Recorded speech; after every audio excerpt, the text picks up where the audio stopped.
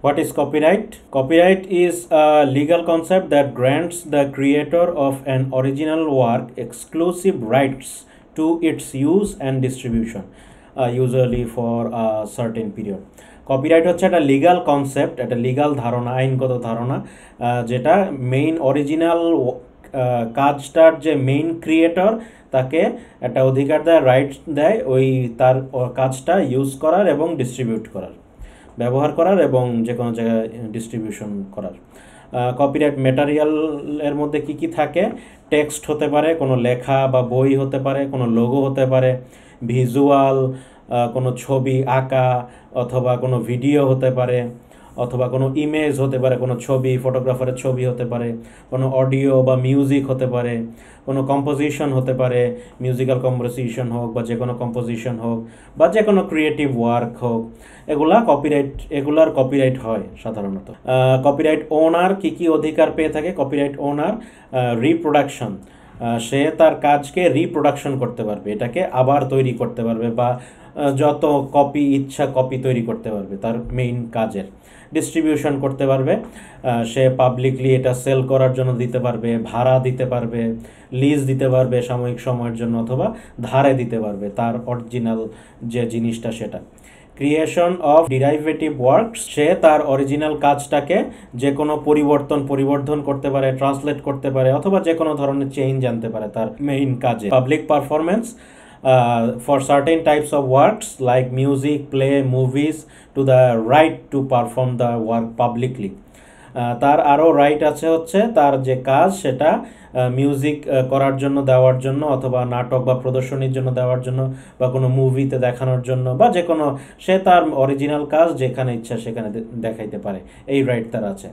Display and public presentation, সে এটা display করতে পারবে অথবা পাবলিকলি শো করতে পারবে। কপিরাইট প্রোটেকশন কি জিনিস? Copyright protection is automatic upon the creation of the work and generally lasts for the creator's lifetime plus an additional period, often 70 years after the creator's death. Copyright protection জিনিসটা কি? Copyright protection হচ্ছে তার ক্রিয়েটরের life time তো অবশ্যই, তার মৃত্যুর পরও কয়েক বছর পর্যন্ত, কোনো কোনো দেশে 25 বছর, 30 বছর, কোনো কোনো দেশে 50-70 বছর পর্যন্ত এটা তার মেধা সংরক্ষণ করবে। কপিরাইট ল এটা কান্ট্রি টু কান্ট্রি ভ্যারি করে।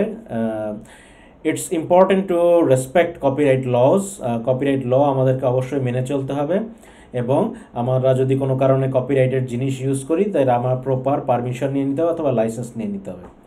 Exceptions to copyright protection exists, copyright প্রোটেকশনের এক্সেপশন মানে এর পরিবর্তনও অবশ্যই হয়ে থাকে। কোন কোন ক্ষেত্রে? ফেয়ার ইউজেস বা fair dealing, fair uses policy অথবা ফেয়ার ডিলিং। ফেয়ার ইউজেস বলতে আপনি যদি সাময়িক সময়ের জন্য এটাকে ইউজ করি, অথবা সাময়িক ফেয়ার মানে কত সময় হলে ফেয়ার হয় সেটা নিয়ে আমরা আলোচনা করব, অথবা ফেয়ার ডিলিং যদি হয়ে থাকে, কোনো যে মেইন ওনার তার সাথে যদি আমার ফেয়ার ডিল হয়ে থাকে, বা allowed limited use of copyrighted works for purpose such as criticism, commentary, research or education under certain conditions. কপিরাইটের এটা আমরা ইউজ করতে পারবো ক্রিটিসিজমের ক্ষেত্রে, কোনো কোনো ক্ষেত্রে প্যারোডি বা কমেডি এই ধরনের ইউজ বানানোর ক্ষেত্রে, কমেন্টারি করার ক্ষেত্রে, রিসার্চ উদ্দেশ্যে অথবা এডুকেশনাল উদ্দেশ্যে। কপিরাইটের ইউটিউব কপিরাইট স্কুল নামে একটা জিনিস আছে, এটা যদি আপনারা কপিরাইট আপনার চ্যানেলে কপিরাইট স্ট্রাইক হয় তখন আপনাকে ওই স্কুলে ভর্তি করাবে, স্কুলে নিয়ে যাবে, তখন আপনাকে একটা ভিডিও দেখাবে, তারপর এক্সাম নেবে, এরপর হচ্ছে আপনার কপিরাইট থেকে মুক্তি পাওয়ার আস্তে আস্তে প্রসিডিউর শুরু হবে। তো এই ভিডিওটা ইউটিউবে দেওয়া আছে, ইউটিউব কপিরাইট স্কুল, এটা আনলিস্টেড করা আছে, এটা আপনারা ওপেনলি দেখতে পারবেন না। তো এই ভিডিওটা দেখার পরে কিছু জিনিস আছে সেটা এক্সামের মতো, সেগুলা দিতে হবে আপনাদেরকে।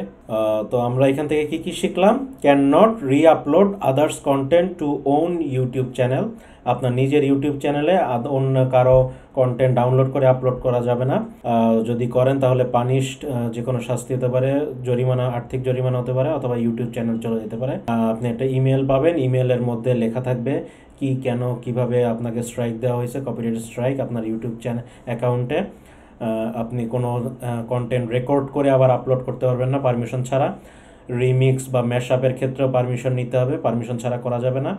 আর কপিরাইট ইনফ্রিঞ্জমেন্ট নোটিশ বা কাউন্টার নোটিশ, এগুলো নিয়ে সামনে আমরা আরও ডিটেলসে আলোচনা করব। আরেকটা বিষয়, ইউটিউব কপিরাইট স্কুলের কোশ্চেন কি ধরনের হয়, এখানে আপনারা গুগলে সার্চ দিলে কিছু আইডিয়া পাবেন। আমি এখানে তারপরও ওই ভিডিওটা যে দেখানো হয়েছিল, ওই এই ভিডিওটা দেখানোর পরে যে এক্সামটা হয় ওইখানে কি ধরনের কোশ্চেন থাকে গুগলে সার্চ দিলে আপনারা পাবেন। তারপরে আমি এখানে কিছু দিয়ে রাখতেছি। YouTube copyright is an important topic for YouTube community, এটা ট্রু নাকি ফলস, এটা নো টাইম লিমিট নাই কোনো। এখানে বিভিন্ন স্টেপ দেওয়া আছে যে সাইন ইন করতে হবে ইউটিউব অ্যাকাউন্টে, তারপরে স্টার্ট ইউর এক্সাম, এরপরে হচ্ছে এখানে কোশ্চেন, এগুলো কোশ্চেনের প্রোটোটাইপ আর কি, এই ধরনের কোশ্চেন হয় সাধারণত। ট্রু ফলস থাকে। It's possible for music to have more than one copyright owner, একটা মিউজিকের ক্ষেত্রে একাধিক কপিরাইট ওনার থাকতে পারে, এটা true. If a video gets removed because of copyright infringement notification, filing a counter notice is the only possible way to restore the video, false. Counter notice দেওয়া তো এটা পসিবল ওয়ে না, যদি remove হয় তখন আপনার আবেদন করতে হবে, আপনার কাউন্টার ওর বিরুদ্ধে আবার কাউন্টার নোটিফিকেশন দিলে তো হবে না। তো এরকম আর কি, আরও অনেক আছে, এগুলো আপনারা গুগলে সার্চ করলেই পাবেন। আমি কিছু স্যাম্পল দেখানোর জন্য আপনারা চাইলে ভিডিওটা পজ করে দেখে নিতে পারেন এই স্যাম্পলগুলো। আর আপনারা গুগলে সার্চ করলেও অনেক ধরনের বিভিন্ন ধরনের এক্সাম্পল বা এগুলা প্রোটোটাইপগুলো পাবেন আর কি। সো আপনারা চ্যানেলে যদি কখনো কপিরাইট স্ট্রাইক আসে, তো ওই ভিডিওটা দেখার পরে এই ধরনের একটা এক্সাম আপনার দিতে হবে। সম্ভবত 10টার মতো কোশ্চেন থাকে, তারপর আস্তে আস্তে আপনার চ্যানেলের কপিরাইট এটা স্ট্রাইকটা উঠে যাবে। Thank you.